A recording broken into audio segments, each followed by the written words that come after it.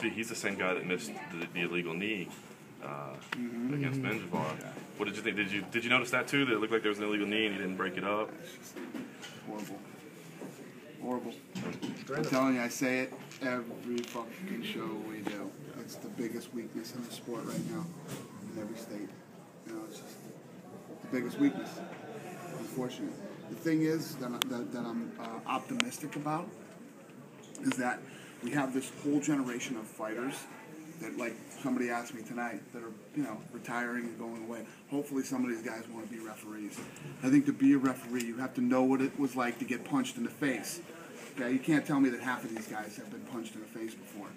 I won't even say that. I won't even say that. But I'm just, you know, it's our biggest weakness right now. During the fight, they were showing some of the live scoring. They were showing on Fuel. And obviously that's something the judges can look up at.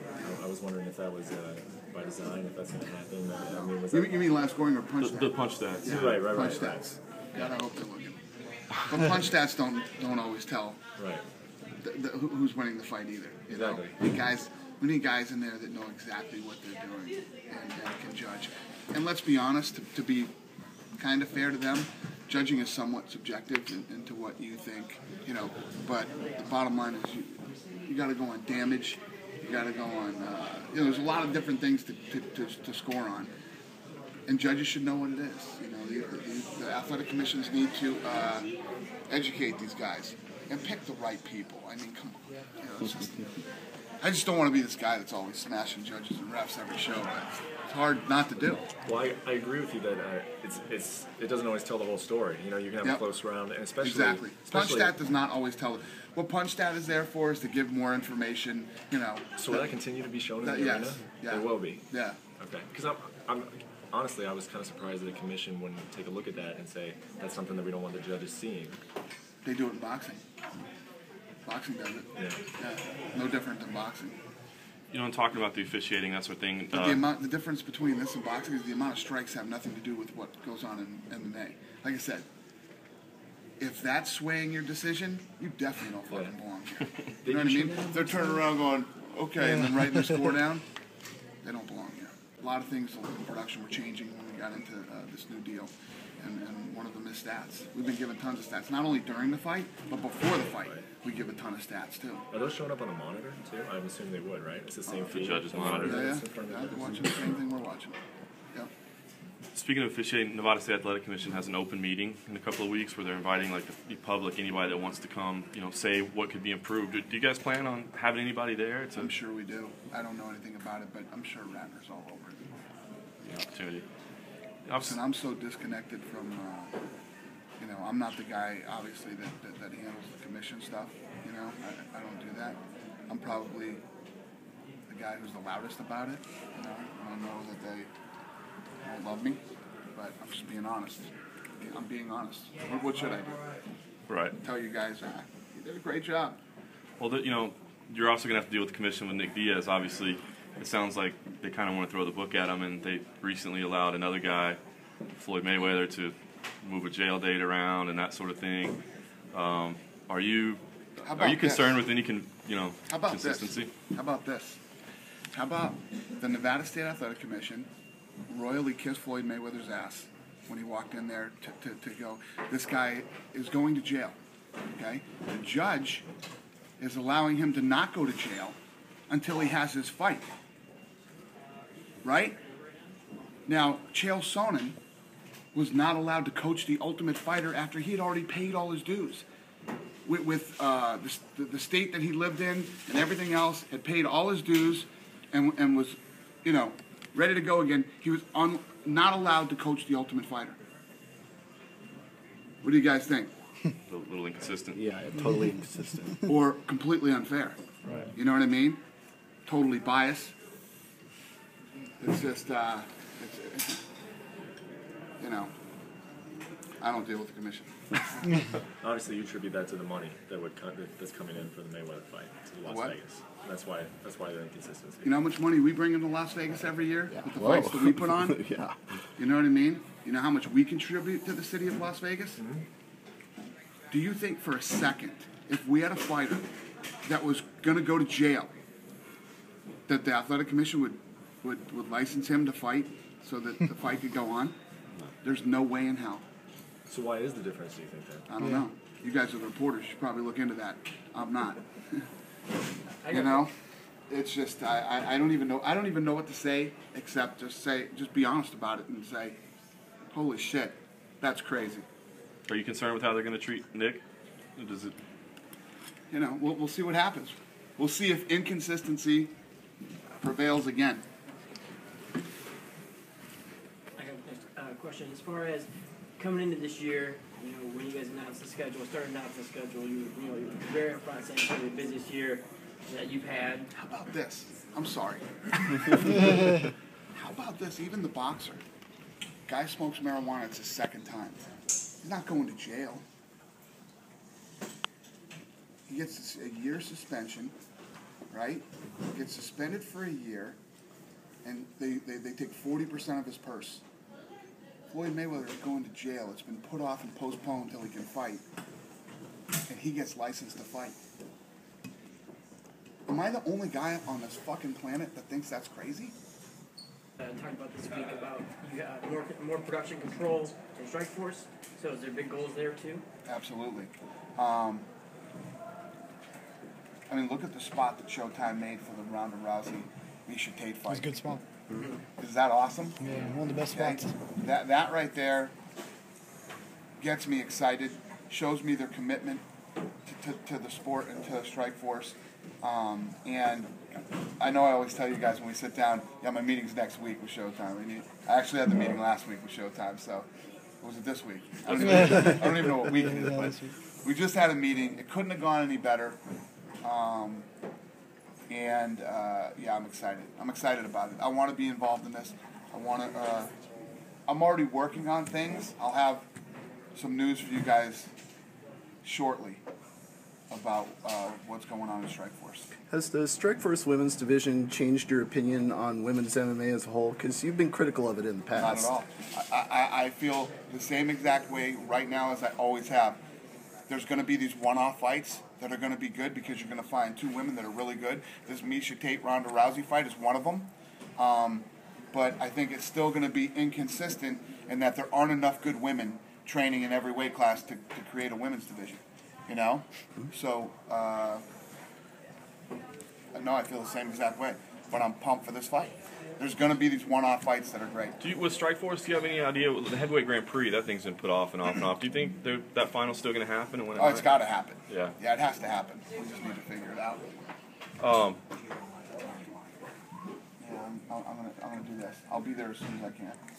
We'll quick fire you real quick. Dan Henderson, he said that he doesn't really want to wait to fight. Doesn't want to fight Machida. Do you know what's the latest with him? Doesn't want to fight Machida. Doesn't want to wait. He's gonna have to wait.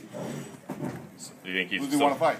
He hasn't said so. I mean, I don't know what to do with Dan. Dan's either gonna have to wait for Jones or wait for Silva, or fight somebody else. And Lorenzo tweeted a little bit of news over the week that Mir and Kane was going to happen, but he didn't have a date. Do you have any idea? I don't ever talk about things till they're signed. Right. He let the cat out of the bag. He's his own man. I don't speak for Lorenzo either. He can do what he wants to do. He can tweet fights that'll never fucking happen if he wants to. He can do whatever the hell he wants to do. Is that the same thing with Tito Force 3 then? That it's That's not done happening. yet? It's not happening? It's not happening when Lorenzo thought it was going to happen. Okay, but it still might happen. Yeah, good. Great. So with no heavyweight division in Strikeforce, Herschel Walker's the guy that had fight, but that doesn't seem like a guy that would fight in the UFC. Have you had any conversations or even thoughts about if he would ever fight again? I talked to Herschel at the last Showtime. You know, I'm very vocal about stuff, and I've said stuff about Herschel Walker. My thing that I used to say about Herschel Walker is like, yeah, this guy's never going to win the heavyweight championship in the UFC and stuff like that. I totally respect the guy. The fact that at 50 years old, or however old he is, he's in his 50s, right? Close to it. That the guy even came out and competed in mixed martial arts. I'm 42. I can barely get on the fucking treadmill, right? So for me to talk shit, the guy is a stud and what he's been able to accomplish, but there's no way he could compete in the UFC heavyweight division. Right. Tim Sylvia's a guy that's been begging on the internet to get back in the UFC. Do you even entertain that? No. I don't know. Do you guys think Tim Sylvia? I don't even know what Tim Sylvia's done. The last Pro wrestling. The last Tim Sylvia fight I saw, he got knocked out by a boxer. Right. How about a guy like Vinny Magalhaes? He's another guy that terrorizes you on Twitter. I mean, do you listen to these guys when they hit you up on Twitter and fans are tweeting for him? You got to get through that little miserable guy that makes the fights. You get through him and you get in the UFC. I mean, if you look at when Tim Sylvia was in the heavyweight division, I say it all the time. It's when we had the weakest heavyweight division in the company's history. You know, him and Arlovsky were knocking each other out every weekend.